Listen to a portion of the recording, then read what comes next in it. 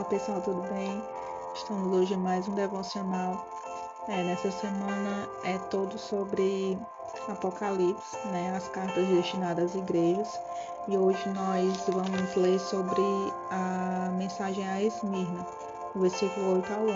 Assim diz: o anjo da igreja em Esmirna escreve: estas coisas diz o primeiro e o último, que esteve morto e tornou a viver. Conheço a tua tribulação, a tua pobreza, mas tu és rico, e a blasfêmia dos que a si mesmos se declaram judeus e não são, sendo antes sinagoga de Satanás.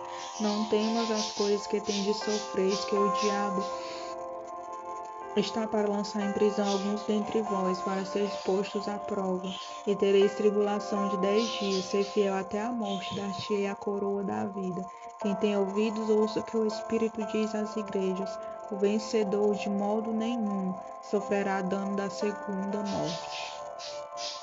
Esmirna, segundo os historiadores, ela era uma cidade muito bonita, e era uma cidade na costa ocidental da Ásia Menor, e era uma cidade que ela era famosa pela ciência e pela medicina, mas também era uma cidade que era perseguida, que os cristãos eram perseguidos pelos próprios que se diziam judeus, mas como a palavra vai dizer, que não são, antes sempre sinagoga de Satanás, que a gente sabe que existem muitas pessoas que elas deixam os seus corpos serem usados pelo inimigo, a sua boca, seus olhos, sua mente, tudo. E aqui os judeus daquela época eram dessa forma.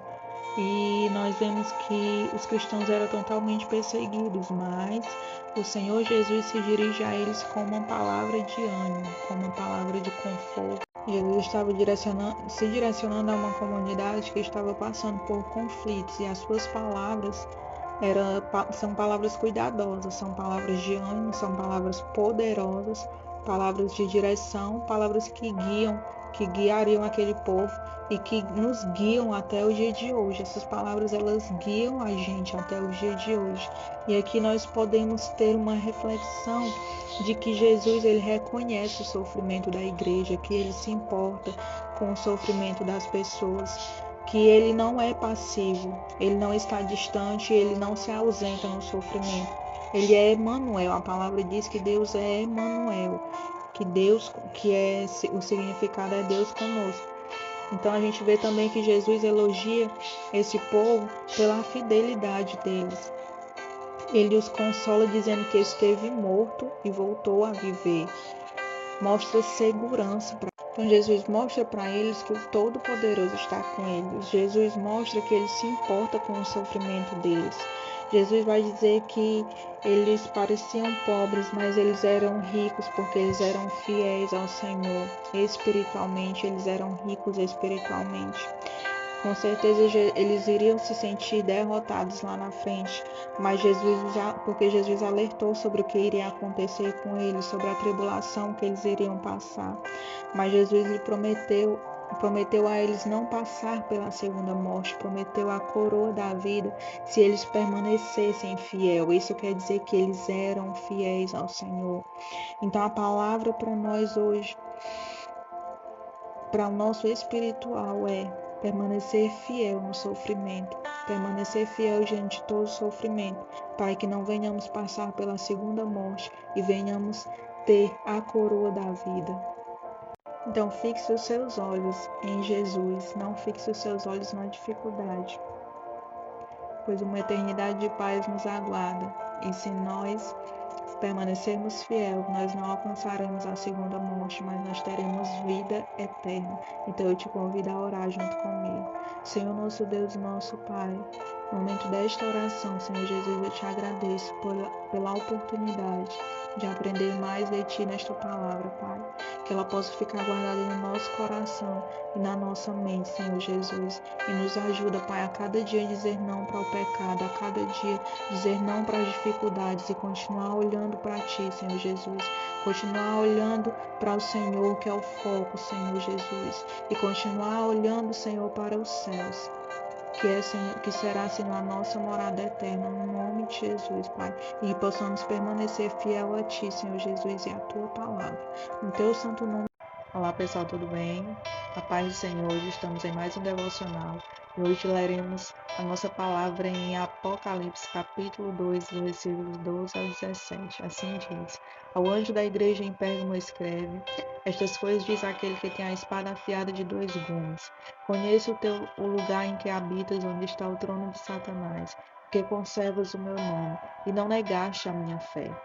Ainda nos dias de Antipas, minha testemunha, meu fiel, qual foi morto entre vós, onde Satanás habita. Tenho todavia contra ti algumas coisas, pois que tens aí os que sustentam a doutrina de Balaão, o qual ensinava a Balaque a armar ciladas diante dos filhos de Israel para comerem coisas sacrificadas aos ídolos e praticarem prostituição. Outro sim também tu tens o que da mesma forma sustenta a doutrina dos Nicolaítas. Portanto, arrepende-te, se não venho a ti sem demora, e contra eles pelejarei. Portanto, arrepende-te, se não venho a ti sem demora, e contra eles pelejarei com a espada da minha boca. Quem tem ouvidos, ouça o que o Espírito diz às igrejas. Ao vencedor dar-lhe-ei do maná escondido, bem como lhe darei uma pedrinha branca, e sobre essa pedrinha é escrito um nome novo, o qual ninguém conhece, exceto aquele que o recebe. Nós vemos que o que Jesus fala aqui para a igreja de Pérgamo é uma advertência. E nós sabemos que pequenas variações na nossa trajetória, elas vão ocasionar um grande impacto. Pérgamo era uma metrópole movimentada na Ásia. E ali a gente vê que tinha muitas misturas, né? De espiritualidade tanto pagã, né, como de adoração de ídolos, né? E ser cristão lá, nós temos toda a certeza do mundo que com certeza não era fácil, porque era uma cidade que era realizado cultos pagãos, era realizados adorações de ídolos. E com certeza ser cristão lá era difícil, não era fácil. Mas Jesus ele conhecia a fidelidade deles. E Jesus ele foi bem direto a esta igreja. Ele sabia o lugar onde eles estavam, tanto é que ele fala sobre onde Satanás habita. Ele sabia que Satanás habitava lá, mas mesmo assim lá tinham cristãos, né, crentes que eram fiéis a Deus. E ele os adverte, não com palavras duras, mas com palavras de amor. E também pelo fato de que alguns estavam ali se corrompendo. E lá estava tendo cristãos que eles estavam se corrompendo, estavam aceitando as doutrinas pagãs, estavam tomando outros caminhos. Então Jesus os adverte a voltar e a se arrepender, como já diz lá no versículo 16: Arrepende-te, se não venho a ti sem demora, e contra eles pelejarei com a espada da minha boca. E o importante era eles se arrependerem e que Deus, o Senhor Jesus, pelejaria no lugar deles contra aquele povo que não estava servindo ao Senhor. E assim nas nossas vidas, hoje em dia, o que nós enfrentamos, o que nós passamos, tantas culturas onde a gente vive, e também nos oferece muitas situações, nos oferecem muitos deuses, não somente deuses de pau, deuses de pedra, mas também coisas que nos atraem, coisas que parecem ser atrativas, coisas que parecem ser atraentes, mas que são coisas vazias, coisas que só vão nos levar para longe do Pai, só vão nos distanciar da presença do Senhor Jesus. E todos nós, e isso vai fazer também com que a gente desvie o nosso foco do verdadeiro caminho, da verdadeira vida, que é o Senhor Jesus, pois a palavra diz que Jesus, ele é o caminho, a verdade e a vida. E todos nós estamos sujeitos a viver isso na nossa vida, mas nós devemos nos manter no rumo da fé, que é uma luta diária, do cristão, do crente.